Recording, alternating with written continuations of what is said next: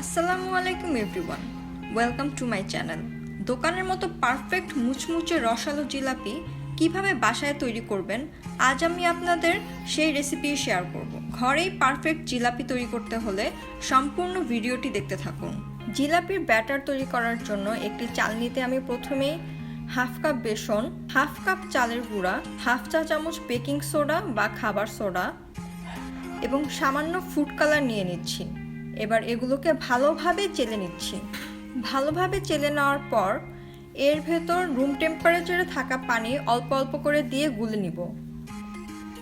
ব্যাটারটা এমনভাবে গুলতে হবে যেন এটা খুব বেশি পাতলা এবং খুব বেশি ঘন না হয়।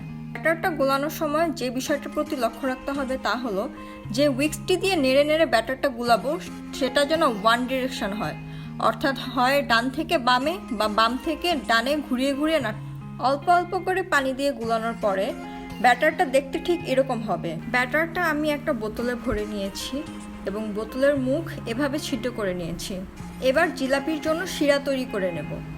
শিরা তৈরির জন্য একটি হাঁড়িতে হাফ কাপ চিনি ও 1/3 কাপ পানি জাল দিতে থাকবো। বলক চলে আসলে এর মধ্যে 1 চা চামচ লেবুর রস দিয়ে দেব। জিলাপি ঠান্ডা হলে শিরা যেন জমে না যায় সেজন্য লেবুর রস দিয়ে নিচ্ছি। শিরা এমনভাবে জাল দিতে হবে যেন 1 তার বা 2 তার না আসে। শিরাটা আঠালো হবে কিন্তু কোনো তার আসবে না। আর জিলাপি দেওয়ার জন্য শিরা কুসুম গরম হতে হবে। জিলাপি ভাজার জন্য একটি প্যানে তেল দিয়ে নেব। তেলে 1 চা চামচ ঘি দিয়ে নেব।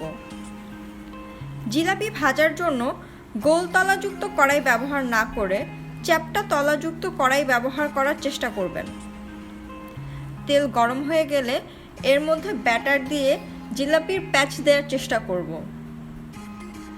প্রথম দিকে না হলেও পরে ঠিকই প্যাচ লাগাতে পেরেছি। মিডিয়াম আঁচে ভালো করে জিলাপিগুলো ভেজে নেব। ভালো করে ভাজা না হলে জিলাপিগুলো মুচমুচে হবে না।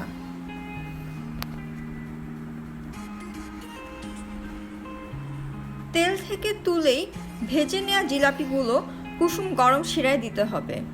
শিরায় ভালোভাবে ডুবিয়ে 20 থেকে 30 সেকেন্ডের মধ্যেই জিলাপিগুলো তুলে ফেলতে হবে। এভাবে সবগুলো জিলাপি ভেজে শিরায় ডুবিয়ে তুলে নেব। এই রেসিপিতে বাসায় জিলাপি ট্রাই করে দেখবেন। আর ভিডিওটি ভালো লাগলে ও কোনো প্রশ্ন থাকলে কমেন্ট করে জানাবেন। যাবার আগে আমার চ্যানেলটি সাবস্ক্রাইব করতে ভুলবেন না। সবাই ভালো থাকবেন।